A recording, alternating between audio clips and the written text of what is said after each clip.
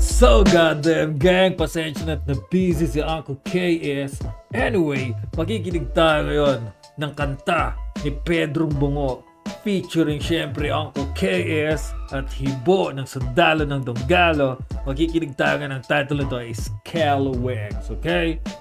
Kasi maraming meaning ang Scalawags.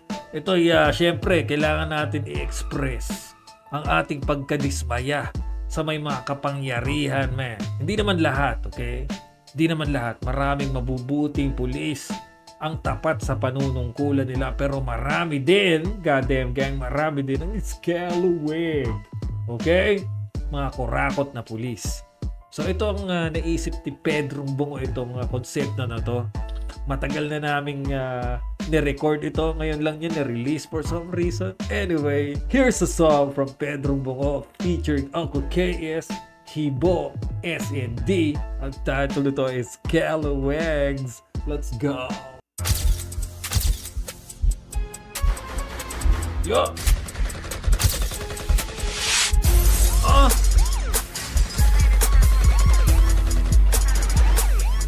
Napaka-solid ng beat na to, Pedro Bungo. Siya nga pala, Pedro Bungo from Barkadong Bungo, itim na katipunero. At syempre, Got Mike, ang label ni Joti under Donggalo Rec. Syempre, man. Let's go.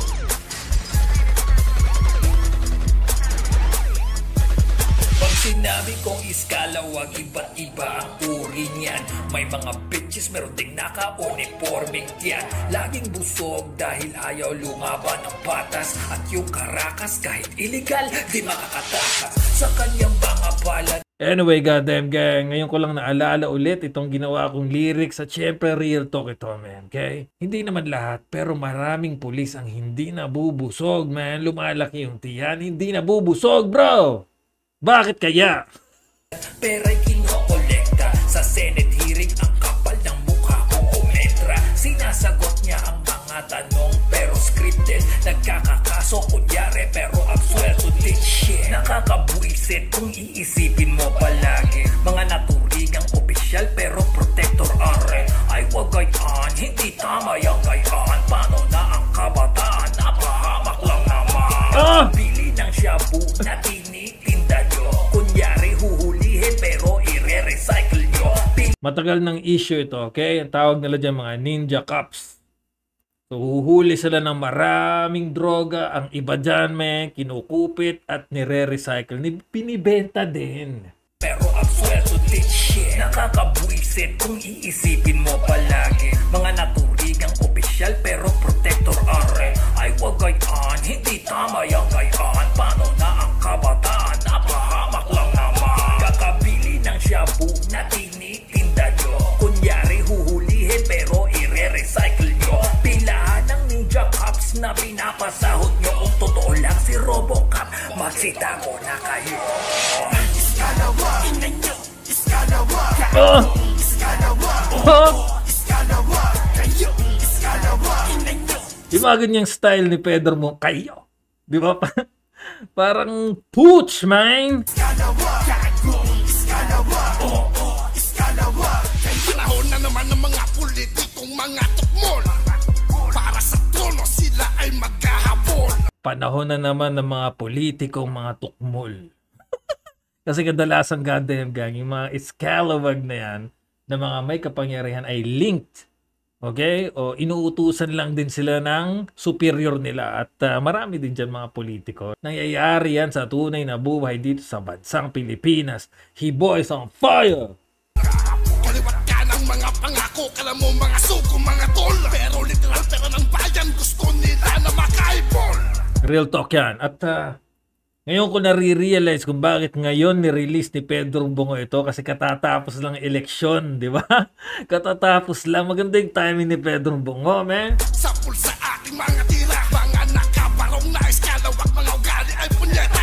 Ako sa tatagusto kahit na magtakip ng tenga. Mas masahol pa sa magnanakaw kanilang mga ginagawa. Nasulog na sa impyerno ang inyong kaluluwa. Alam nyo kasi, malupit, hindi simpleng pagnanakaw ang ginagawa nito mga iskalawag at politiko, kasi nagsasanga-sanga, maraming nadadamay, alam mo yan, maraming nasisira ang buhay.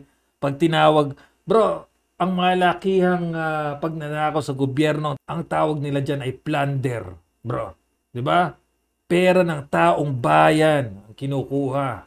Maraming nagugutom, maraming projects na hindi natatapos, nag-aaway-away para sa trono. Real talk mula kay Hibo, man. Habang si Satanas sa inyo'y natutuwa, mga taong di makontento sa mga kayamanan, kaya heto, putang ina nyo hanggang sa kamatayan. Iskalawa, inenyo, iskalawa, kagong iskalawa. Sa mga magulang at mga anak, mga menor de edad, wag na kayong manood muna ng video na ito ni Uncle KS, okay? At wag nating susundin, don't try this at home, okay? Wag nating gagayahin yung mga pagmumura ng mga rapper dito sa ating reaction video, okay? Patnubay ng magulang ay kailangan. Iskalawa, kayo, iskalawa, inenyo, iskalawa, kagong iskalawa, iskalawa, kayo. Lamang na nga malamang kanino pa nga ba dapat na magtiwala? Naka-uniforme, taga-protektado ng mga tunay na may sala. Naka-uniforme, protektado ng mga tunay na may sala. Siyempre, yun yung mga big fish na tinatawag. Malalaking politician, siyempre, may mga pondo. At yung mga ninja cops ay mga bata lang nila yan. Yun ang ibig sabihin ni Pedrong Bungo dito. At ang ganda ng flow ni Pedrong Bungo, man!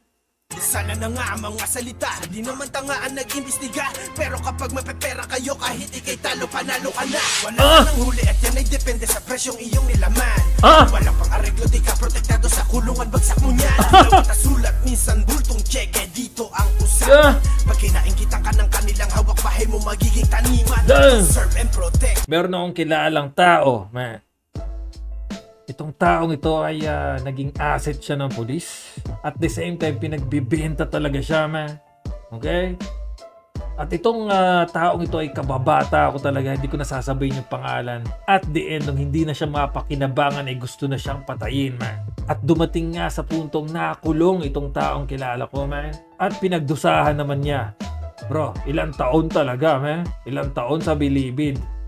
Pinagdusahan niya lahat. Balita ko nga ngayon ay nakalaya na siya at pinipilit na niyang mamuhay ng patas. Okay? Yan naman talaga ang dapat, okay? Sa mga nagkaroon ng kasalanan, pinagdusahan, at dapat tuloy-tuloy na. Okay? Pag binigyan kayo ng chance ni God Almighty, the King of Kings, na itama yung mga mali nyo at pagbayaran yung mga nagawa nyong kasalanan, i-grab nyo na yan, tanggapin nyo yung sufferings, nang sa gayon ay tuloy-tuloy din ang pagpapatawad at rewards na ibibigay sa inyo ni God Almighty in the future. Real talk, man. Kanilang palaging sinasabi, pero kalimitan ng meron din ng batong sila ang nagmamay-ari. Kunyari huli ng mga peste, pero tapyas ang kalahati, may papuri sa uniforme. Tapyas ang kalahati, may mga porsyento na yan, okay? Sa isang Senate hearing na napanood ko, isa sa mga senador dati talagang inamin niya na simula sa taas na budget, laging may 10% na tapyas. Pababa, pababa, pababa, hanggang sa wala nang nahihita ang taong bayan. Real talk, man! Seller informante, ngayon kanino at saan pa tayo lulugar? Kung ang nagsabing okay lang yan ay ang general. Bawat individual ngayon ay kahabag. Ang mga iskalawag, hindi lang mga maliliit na pulis, meron din dyan mga general, syempre, real talk. Balik tayong konti, man, napakainit ni Pedrong Bungo, man. Pero kalimitan ng meron din ng batong sila ang nagmamay-ari. Kunyari huli ng mga peste, pero tapyas ang kalahati, may papuri sa uniforme at mga seller informante. Ngayon kanino at saan pa tayo lulugar? Mga seller at informante, bro, yun din ang mga asset nila. Real talk. Kung ang nagsabing okay lang yan ay ang general. Bawat individual ngayon ay kahabag-habag, dahil sa Pinas ay butas ang batas, dahil sa inyong iskalawa. Iskalawa, inenyo, iskalawa, iskalawa, iskalawa, kayo, iskalawa, inenyo, kagong iskalawa, iskalawa, kayo, iskalawa. Anyway, maraming salamat Pedrong Bungo, Hibo, syempre, Got Mike, Dugalo Rex, salamat bro, at isa itong karangalan na mag-express ng ating mga hinaing sa ating society at ibunyag ang katotohanan nangyayari sa ating lipunan ngayon, bro. At sa mga kapatid ko dyan sa goddamn gang, alam nyo na, bro, maliit man o malaking bagay ng pagdanakaw ay hindi tama. Hindi naman tayo perfecto, okay? Lahat tayo nagdaan sa ganong stage ng buhay natin. Minsan tayong hindi naging honest tungkol sa pera, kumupit tayo nung bata pa tayo, bra. At yung mga gumawa ng mga ganong klaseng kasalanan habang sila'y tumatanda, bra. Lahat tayo nagdaan dyan. At wala tayong gagawin ngayon kundi magbago, mamuhay ng patas, okay? At magkaroon tayo ng takot at hiya sa lumikha sa atin na laging nakatingin sa atin, okay? Siyempre, bro, walang iba, man. God Almighty, the God of Moses, the King of Kings, man! Comment kayo sa baba kung ano masasabi nyo sa kantang ito in this goddamn game! In this goddamn song!